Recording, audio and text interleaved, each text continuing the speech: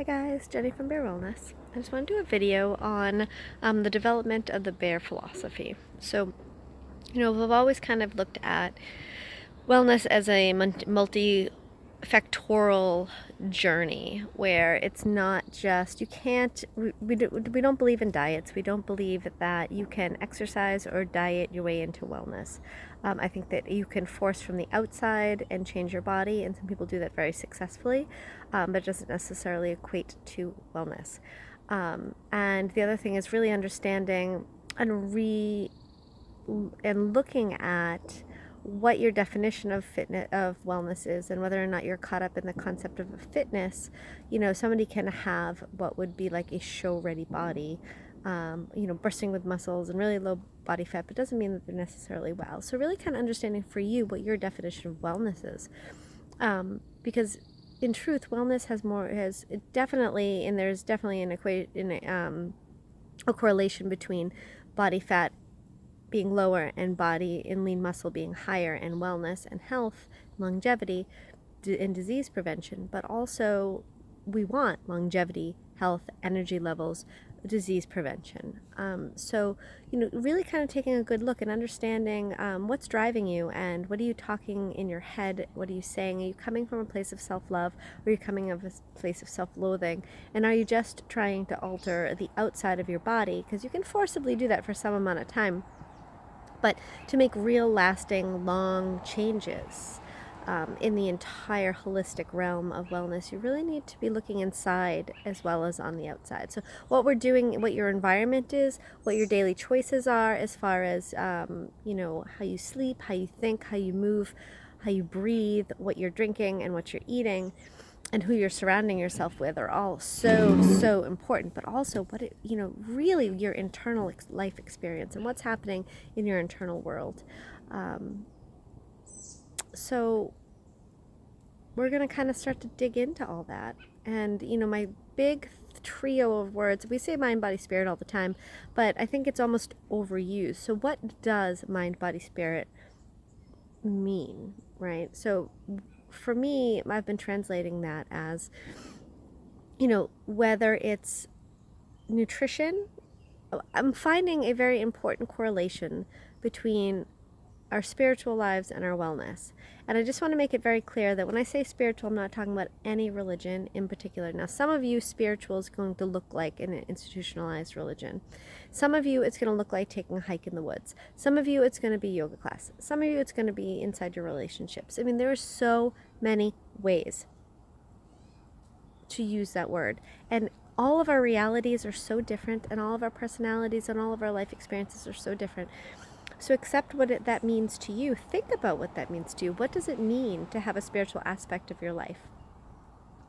And if you don't see yourself as a spiritual person, I challenge you to dig in and kind of look at the world, look at the sky, look in the daytime and the vastness of the sky, or even at night, the vastness of the stars.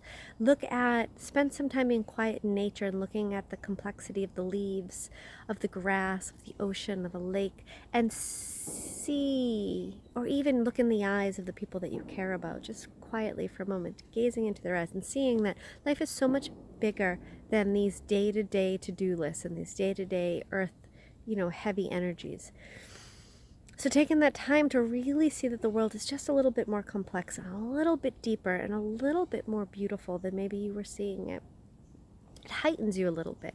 And I think that is a big key in the journey to true wellness and finding bliss and happiness in life. So whether it's spiritual or in wellness and health, a lot of us get the intellectual part. A lot of us, I hear this all the time, like, I know what to do, why don't I do it, right? So a lot of us, and I provide, and I hope to provide a lot of intellectual content so that you can learn, because it's a very important part of the cycle, because we're going to cycle through these three things. Because when you learn and you build your intellectual content and intellectual understanding, then it spurs these other two.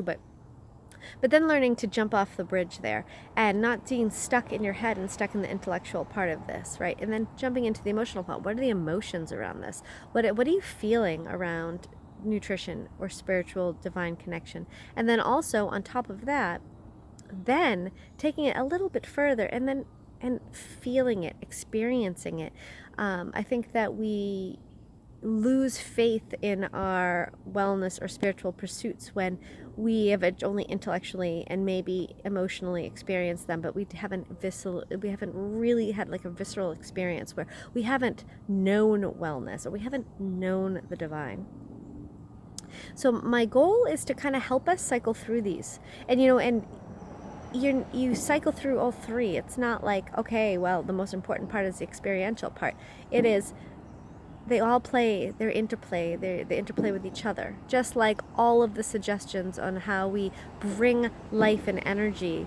And really, the key for all of this is to breathe a life back into your life, life energy back into your life, and to kind of increase the energy that you have, that you feel that you have to use so that you can cycle through these three. So start with just kind of looking at the life, at the world today, and seeing, look at the sky, look at the moon, look at the sun. It is the solstice, so it's the longest day. We're going to start shifting down into the waning part of summer as we move now, after today, now into the, each day will get shorter and shorter. So spend today spending a little time soaking in the rays, breathing, taking a moment to seek silence, and seeing how the world is so much bigger than we tend to see. Have a great day.